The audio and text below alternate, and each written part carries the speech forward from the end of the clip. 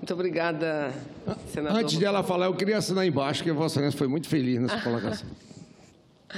Muito obrigada a Vossa Excelência, senador Telmário, sempre muito atenciosos e gentis comigo.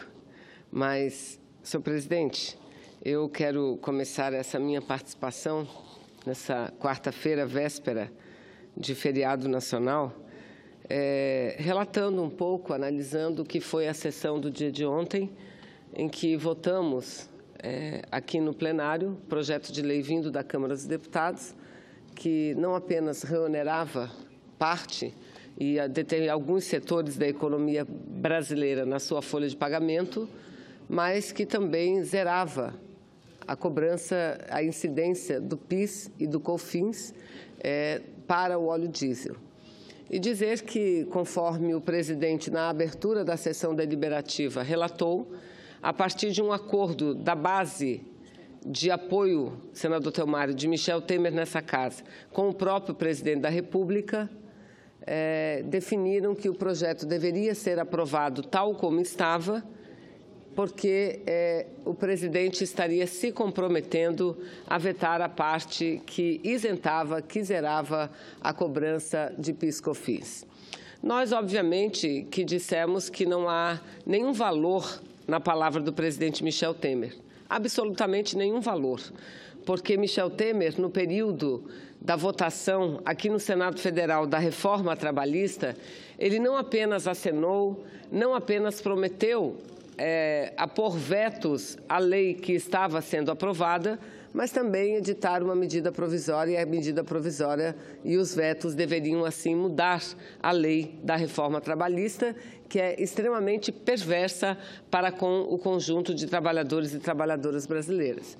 Ele assinou, ele não só prometeu, senador Roberto, ele assinou o compromisso perante o Senado Federal e, portanto, perante o Brasil, está aqui o documento de Michel Temer, que foi trazido à casa pelo seu líder, senador Romero Jucá, e recebido aqui na casa formalmente no Senado Federal no dia 28 do mês de junho de 2017. Disse Michel Temer que faria mudanças no projeto, na lei, no projeto que seria aprovado aqui, igual ao projeto aprovado na Câmara dos Deputados, através de vetos e da edição de uma medida provisória.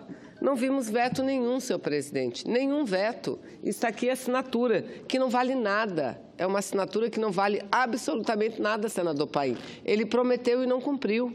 Disse que faria vetos e não fez. A medida provisória foi uma história para inglês ver, porque foi uma medida provisória editada, a comissão aqui chegou a ser instalada, escolhido um presidente que renunciou, senador Telmário, e nunca mais foi substituído. Ou seja, eles não queriam mudar a reforma trabalhista, queriam que a reforma trabalhista fosse tal qual aquela aprovada na Câmara e repetida aqui no Senado Federal, que, repito, retira direitos, somente isso, dos trabalhadores e trabalhadoras brasileiras. Mas, senhor presidente, vamos lá. Digamos que dessa vez ele cumpra com a sua palavra, que eu até acho que dessa vez vai acontecer, e que ele vete a não incidência do PIS/COFINS no óleo diesel. Ele poderá vetar isso, porque foi isso que disse ontem na audiência pública o ministro da Fazenda, ministro Guardia, de que o governo não concorda com a retirada total de PIS/COFINS sobre o óleo diesel e que estariam buscando outras fontes e que possivelmente as tais outras fontes seriam exatamente o Orçamento Geral da União. Iriam pegar 5,7 bilhões de reais de um tal, entre aspas, excesso de arrecadação, que foi verificado, segundo ele, vis-à-vis, no relatório orçamentário do segundo bimestre desse ano de 2018, e eu explico à população.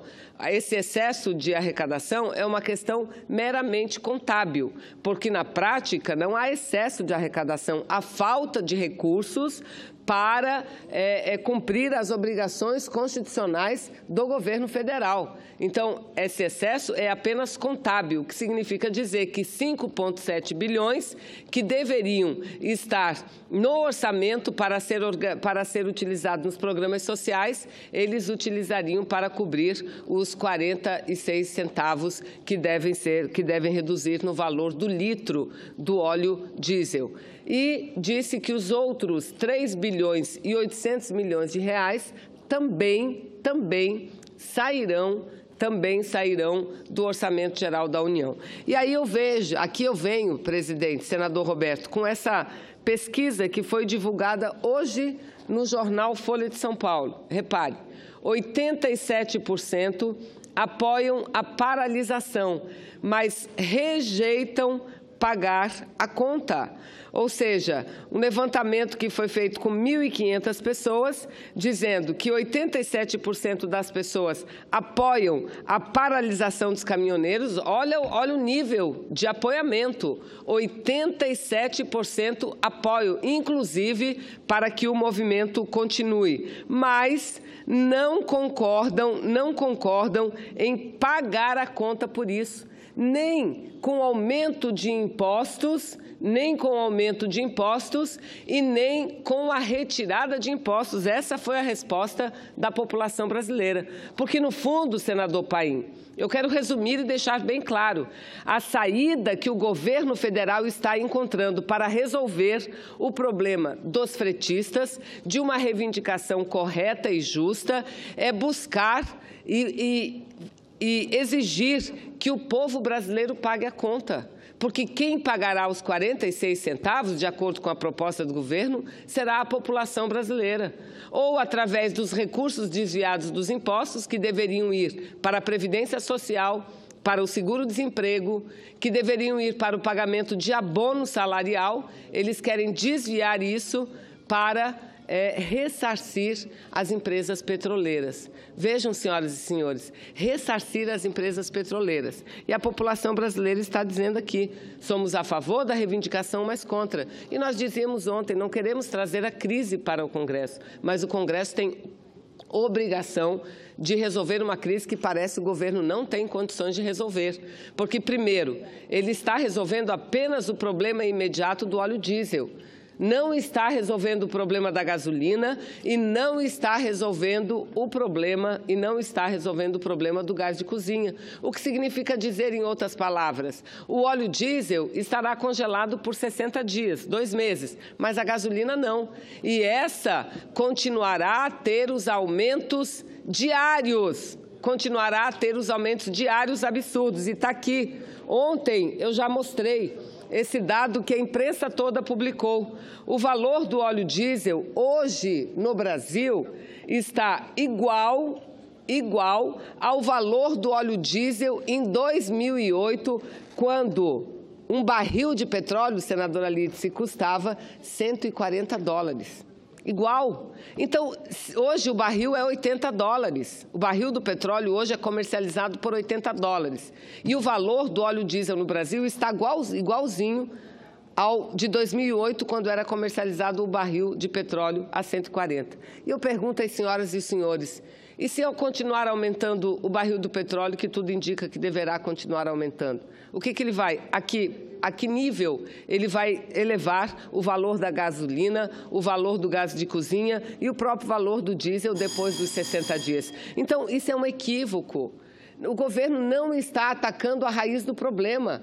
O governo está tapando um santo, destapando outros. Está jogando para a população um ônus de uma crise que não foi a população que é responsável por isso. Então, é por isso, e eu encerro, presidente, se Vossa Excelência me conceder 1 ou 2 minutinhos, apenas para registrar que no dia de ontem nós concluímos a coleta da assinatura, e eu tenho aqui um pedido, um requerimento de CPI que já foi protocolado ontem protocolado, e, aliás, eu comuniquei na reunião de líderes, comuniquei aos líderes, ao presidente Eunício Oliveira, e obtivemos mais de 30 assinaturas, senadora Lídice.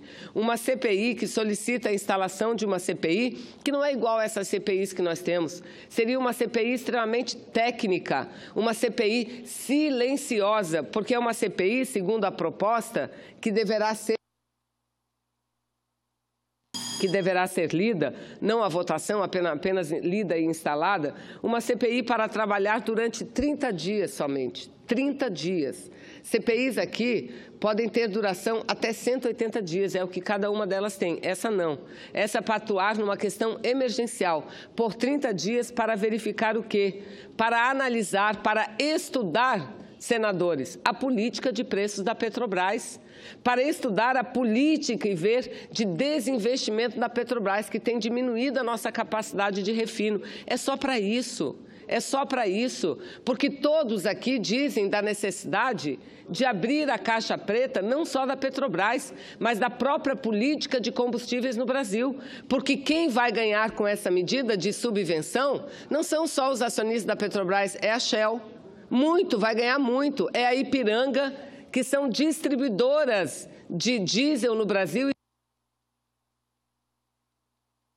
Nesse exato minuto, e segundo o ministro ontem, 25% do óleo diesel distribuído e comerciado no Brasil é importado.